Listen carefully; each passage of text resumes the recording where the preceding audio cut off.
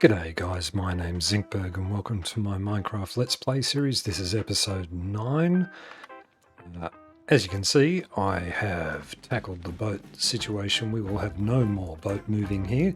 Unfortunately, this makes the boat a little bit inaccessible, but I'd say a problem I'm willing to deal with, being that I do not want that thing to move on its own anymore. Now, this week we have done a ton of stuff. We have, we changed the farm. We put some pumpkins in because we needed to get ourselves a beacon going. In order to do that, I have used a little trick that I learnt years and years ago. Can't remember where it was that I learned. It would have been on the video somewhere. On how to kill the wither using iron golems. Here's a little video of what I did, and yeah, you'll see. Take 0 damage, and it's a fantastic way to do it. So, see you in a second.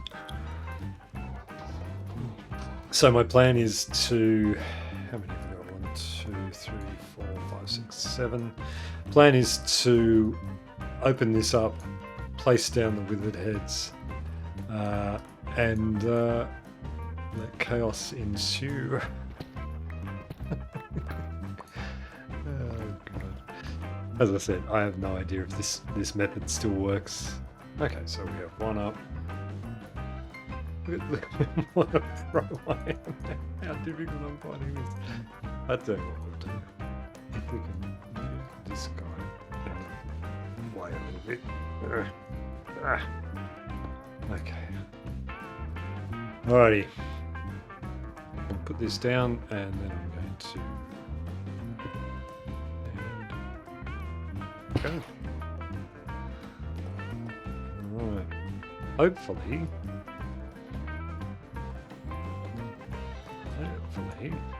Yep, there they go. Oh, there we go. There's a big boom. This feels like cheating. And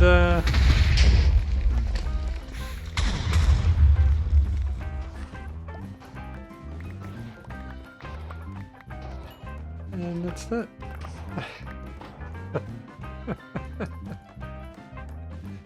All too easy. What do we need out of that? There we go.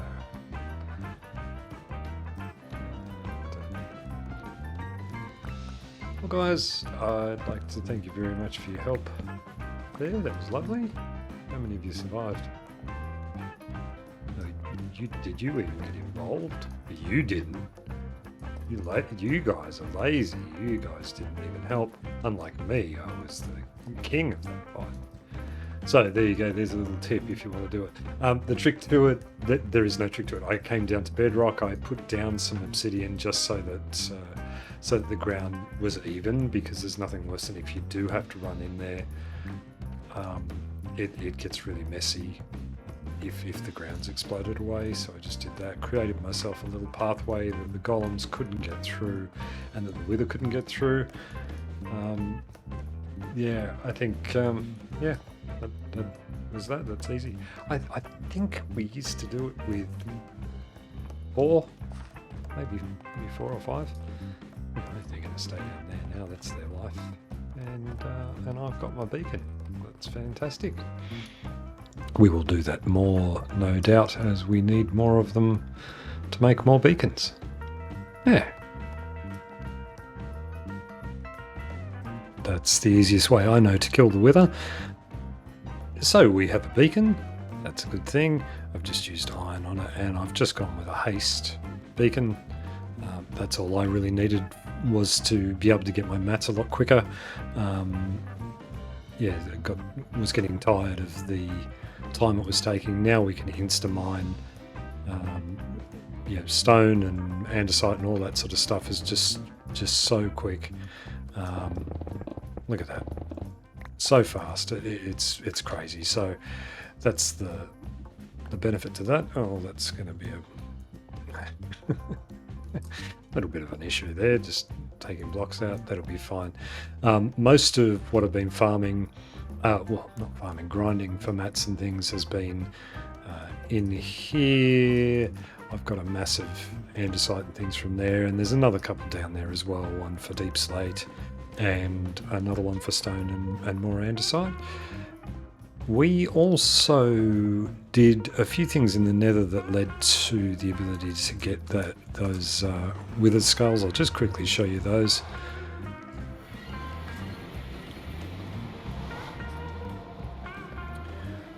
So nothing major here that I've done. I've added in a few stairs here and there. Oh,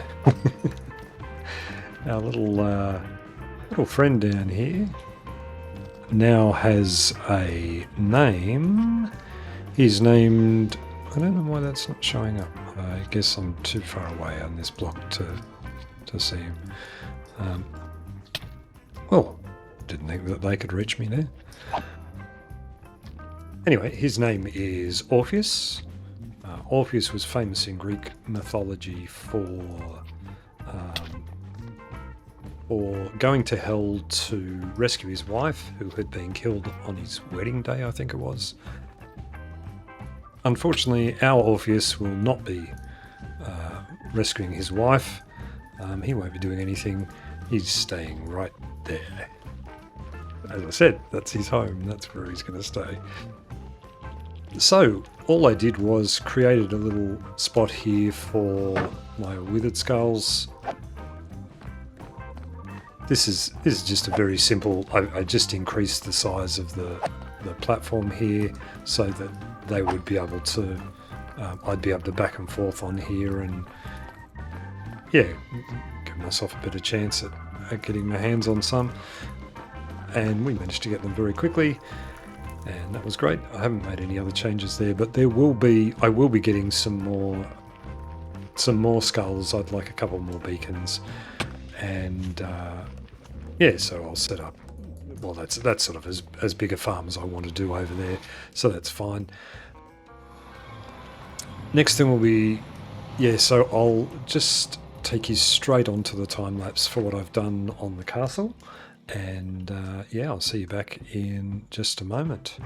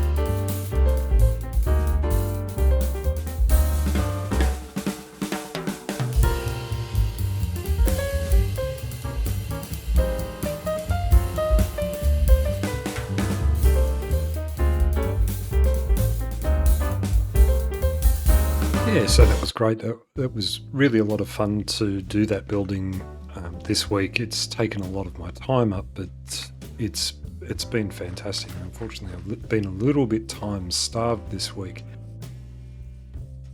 I will take you up now. We can go and have a bit of a look at where we're up to. I'm really, as silly as this is, I'm really enjoying taking the horses up to the castle rather than walking. So we'll stick with that. Who are we on? Oh, we're on Famonk.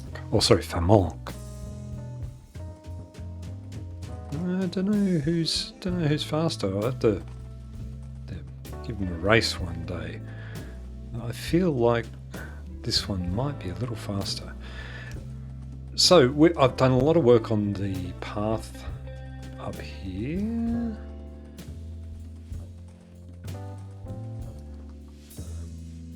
So just taking a look there. Done a lot more work on trying to blend it. I still feel like the path goes from being sort of this perfect pathway here to being trash way too quickly. I'm not sure how to blend that. Maybe the idea is to put like a square or something down here, a little bit of an area, and then have it sort of perish down that way a bit. But I feel like it's getting there. The blending sort of looks okay, but it sort of goes from full to broken. There's not a lot of in between, so we'll have to do a bit more work with that. Can it just just ride over that? Doesn't even need to jump. Okay, still learning. So what we've done over here, let's have a look at this. You just stay there. So first things first, I took away the fences that were here. I will be putting a slightly wider version, a different sort of way of fencing that in that gives me ability to jump over it and will look bigger and better. I'll head up here so we can have a look at the build. So this has been the main focus, was adding all of this in here. So in the time lapse I went up onto that spire over there, and so I've added a whole heap in here with a whole lot of texturing and things done, and also started working on the top over here. I had to do some of this. I'm not very happy with the way I've had to leave this. It looks a bit trash from the side, but I wanted to get an idea of how tall this thing's actually going to go. The way it sits at the moment, we come up here, we're going to go up another little bit about there, then there'll be a dome that'll be similar to the one that's just up here above me, and then there'll be another little top bit and things. So it's probably going to come up to that sort of height. It's fairly big. Still haven't done anything to the inside. That's still as it was before, except that we've got we'll go in through the Dumbledores, and yeah, the only difference is now we've got the inside of this build here sort of done. Oh, you saw in the time lapse there was I put down some dirt and things. The whole idea of that was just to give me some scale. I needed to have an idea of how big this thing was going to be, and this is huge. It doesn't look that way, but when you're building it, boy oh boy, it takes a lot of work. So oh no, that's right, there's a little walkway there. We'll fly around and have a bit of a look. So the spire here, this will have some more stuff around the edge of it. I've gone with the hoppers here for a bit of texture and detail.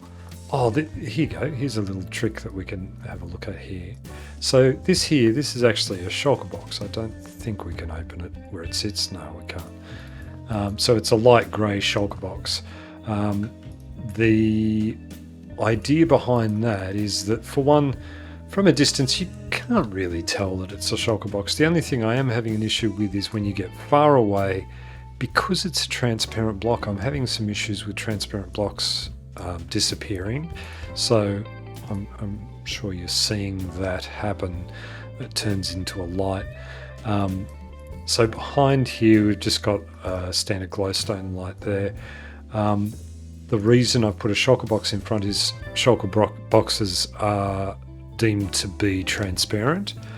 They're a transparent block. You know how when you put down chests, how you can put glass on top of them, or another chest on top of them, or a shulker box on top of them, because all of those blocks are considered transparent blocks. So the light emits through this. There's another one down here. There's another one here. It's a dark grey.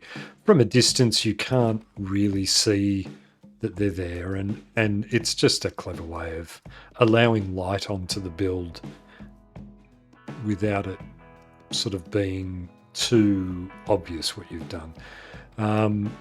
So there's a little walkway through there that will bridge 2 rooms. I think I'll probably come out here with a little bit more of a balcony sort of looking thing. Go up the top here. So up the top here, as I said, I really didn't want to leave it as I have, but being that this is my full-time job is not playing Minecraft, unfortunately, so I've had to sort of leave it here. But this gave me that idea of scale. So the front bit that's here, this will repeat going around the sides here and around the back, so we're going to work up onto that dome there, and that's the sort of dome we're going to end up with on the top. It'll be much bigger, and then there'll be another little bit on top, and then hopefully another little cute circle. We like the circles, remember? But yeah, I like it. This is deep. Like this, I've gone levels in deep to give a bit of structure and things. I guess for this bit here is going to be the main focus of the front. You're going to have this part here being the entranceway with your Dumbledores, and then we're going to head up into, and your eye is going to be attracted up onto the dome that's on top there. So that's looking great. I think it's really come together nicely. There's more work to be done with texturing all of this. I do like the gone with a little bit of a trick on the side over here. So using stairs and a slab on top to give this cool little look there. I think that works well, and again gives us that smaller than a regular block type look to it all. Something will probably go here too. With the front of this build, I'll use the big boring grey building to get a space perfectly landed. So in here, this originally thought that this might be an entranceway into the castle, like a side door sort of thing. The problem I have with that is that this over here is going to be the focus of the main entranceway into the castle. So we're sort of forcing people to come up with their horses or whatever to come in, and they'll come via the square that's here. So it doesn't make a lot of sense to have another entranceway up over on that corner over there. So I'm going to try and avoid that. I had thought about putting a statue in there. We'll go and have another look at it again in a second, just waiting for the sun to hurry up and go down. How about you guys? I always end up standing here for a good minute, hitting my bed, waiting. waiting for the right time. I don't need to leave a bed there, that's right. Yeah, so going up over here again. So yeah, I had thought about putting a statue in here, like a big, some sort of protector or something like that. I don't know about it. I don't think I will now. I think I'll probably just go, this will just be a textured wall with some layers and things on it. There may be a small door, but yeah, as I said, I don't want to have this way into the castle that's sort of forced through this big entranceway here, and then, oh wait a second, you could have just jumped up and walked through here to get in. Maybe I did think about maybe putting a little walkway out here, like a viewing platform sort of thing. That could still happen, I guess. Lots of ideas. This up here, so there'll be some more building that goes on around this spire here, and I think there'll be an outside balcony sort of looking thing that comes across here. I think I mentioned before there'll be another spire here, a larger one that'll go up. We've still got all our work to do over there that I'm avoiding just because it's the diagonal building. You'll notice that with all of this, I have built it pretty well square to the front. Yeah. I've got to stop chickening out on it and actually get to it.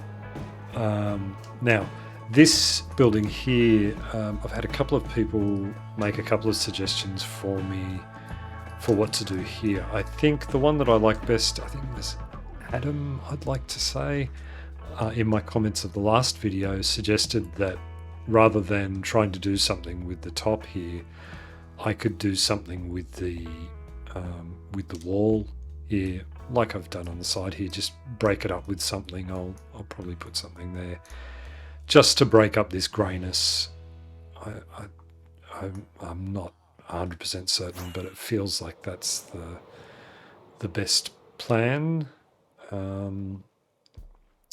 Yeah, item sorter. I don't know which item sorter I'm going to use either. I think Impulse SV is the one that his sorter is the one that I use that has overflow protection, and it's pretty good lag wise. It's pretty fantastic. I saw someone do an adaptation to that. I think I said that word, adaptation. I said it a number of times last video. I think I'm using that wrong. I don't think that word means what I think it means. I have seen it adapted into a slightly different build. Maybe it is the right word. English with Zinkberg.